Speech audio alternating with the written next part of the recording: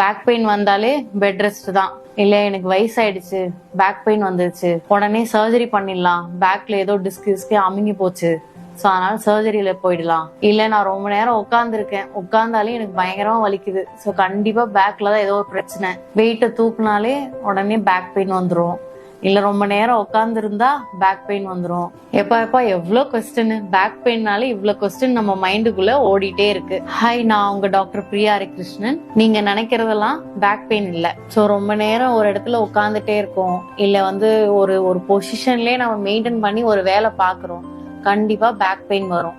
So ஏன் வருது அப்படின்னா, பிளட் சர்க்குலேஷன் நம்மளுக்கு ப்ராப்பரா இல்லைனாலும் பேக் பெயின் வரும். நம்ம பாடியை மூவ் பண்ணதான் பிளட் சர்க்குலேஷன் இன்க்ரீஸ் ஆகும். வெயிட் தூக்குறது தப்பு இல்ல, தப்பா தூக்குனாதான் தப்பு. சர்ஜரி இல்லாம பிசியோலயே பேக் பெயினை ரெடியூஸ் பண்ண முடியுமானா கண்டிப்பா பண்ண முடியும். பேக் பெயினை பத்தி இப்படி சொன்னவங்க கிட்ட இந்த வீடியோவை ஷேர் பண்ணுங்க.